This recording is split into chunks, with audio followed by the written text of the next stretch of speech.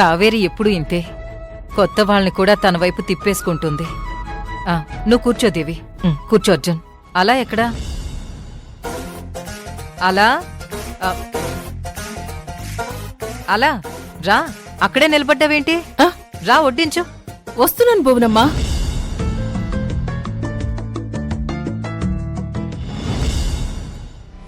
సరే సరే, నేను అమౌంట్ పంపించేస్తాను. ఏంటి ఇలా వచ్చారు? నేను కేసు వాపస్ తీసుకుని చెప్పాను కదా. సేటు, చెప్పేది వినండి. మీరు వాళ్ళకిచ్చిన డబ్బుకి ఎగస్ట్రా డబ్బులిస్తాను. కేసుని వాపస్ తీసుకోండి. నేను తీసుకోను. మీరు ఏమి చెప్పినా నేను వినను. వాళ్ళు నన్ను మోసం చేశారు. ఎవరు ఎవరిని మోసం చేస్తున్నారో మాకు అర్థమవుతుంది. మీరు టెస్ట్ చేసి ఆ బంగారం తీసుకున్నారు కదా, ఆ తర్వాత అవి రాళ్లుగా మారినా రప్పలుగా మారినా ఆ బాధ్యత మీదే అవుతుంది గాని రాజుగారి వాళ్ళది ఎలా అవుతుంది? చూడండి, వాళ్ళేదో మాయ చేశారు. అప్పటి వరకు నగల రూపంలో ఉన్న వస్తువులు హఠాత్తుగా రాళ్లుగా మారిపోయాయి.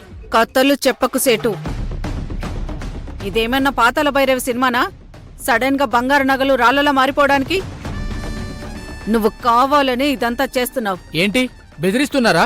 నేను ఎస్ఐకి కంప్లైంట్ చేస్తాను.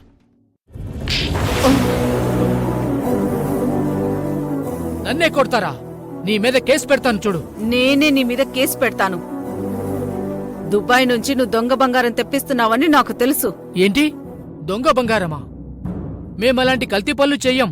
నిజాయితీగా వ్యాపారం చేస్తున్నాం. మీరెంత శుద్ధపోసో మాకు తెలుసు. మీ గురించి, మీరు చేస్తున్న వ్యాపారాల గురించి మొత్తం ఎంక్వైరీ చేయించాం. అవన్నీ పై అధికారులకిస్తే జీవితాంతం జైల్లో ఉంటారు. బయటకు కూడా రారు. ఏంటి, బెదిరిస్తున్నారా? లేదు, న్యాయమే మాట్లాడుతున్నాను. రాజుగారు, గుప్తా గారు డబ్బు కోసం కక్కుర్తుపడే మనుషులు కారు. అలాగని తప్పు మీ దగ్గరే జరిగిందని నేనండం లేదు. ఏదో పొరపాటు జరిగింది.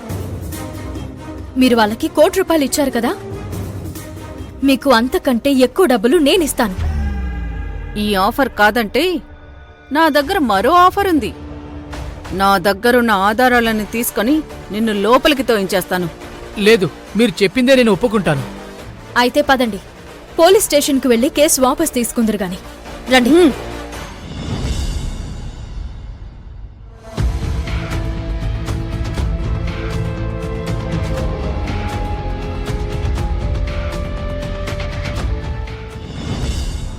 ఎన్నిసార్లు ఫోన్ చేసినా ఫోన్ లిఫ్ట్ చేయడం లేదు. పదండి, వాళ్ళ ఇంటికి వెళ్ళి తెలుసుకుందాం. ఇదిగో తింగరి మగడా, అలాంటి పని చేస్తే పోలీసులు మనల్ని అరెస్ట్ చేస్తారు. ఎందుకు అరెస్ట్ చేస్తారు? అర్జున్ నేను చంపేశాడని చెప్దాము. అప్పుడు వాళ్ళు ఎంక్వైరీ చేస్తారు. కథ మొత్తం బయటకు వస్తుంది. మనం జైలుకి పోతాం. మరిప్పుడు ఏం చేద్దామమ్మా? అర్జున్ హత్య చేశానన్న గిల్ట్ ఫీలింగ్ లో ఉన్నాడు. అందువల్ల బాధగానే ఉంటాడు. నువ్వు ఫోన్ చేస్తే ఏం చెయ్యాలా అని ఆలోచిస్తూ ఉంటాడు. పులి వెంటపడి తరుముతూ ఉంటే జింక ఎలా తప్పించుకోవాలా అని ఆలోచిస్తుంది. మనిషి కూడా అంతే. కానీ ఆ ఫోన్ ఎత్తకపోతే మనం ఆ జింకని ఫ్రై చేసుకొని తింటాం ఎలా? ఫోన్ ఎత్తకపోతే వదిలేస్తావా? వెంటపడి ఫోన్ లిఫ్ట్ చేసేలా చేస్తాం. ఓ స్వీటీ, నువ్వు ఫోన్ చెయ్యి.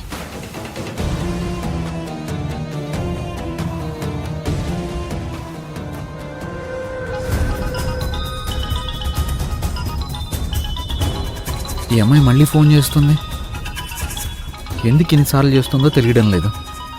డబ్బు ఇచ్చేశాను కదా, 1-2 సార్లు ఓదారుస్తాం కానీ డైలీ అదే పని చేయలేం కదా. అమ్మా, ఫోన్ లిఫ్ట్ చేయట్లేదు. మళ్ళీ చెయ్యి.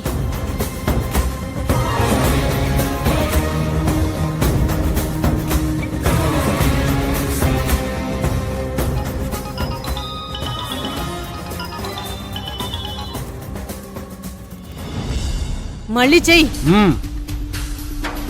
ఎన్నిసార్లు చేసినా ఇంతే. ఎందుకులేమ్మా, వదిలేద్దాం. మన డబ్బులు మనకొచ్చేసాయి కదా. No compromise. ఎలాగైనా కావేరి అంతు చూడాల్సిందే. అవును, ఈ ప్లాన్ వల్ల మనకి మంచి ఛాన్స్ దొరికింది.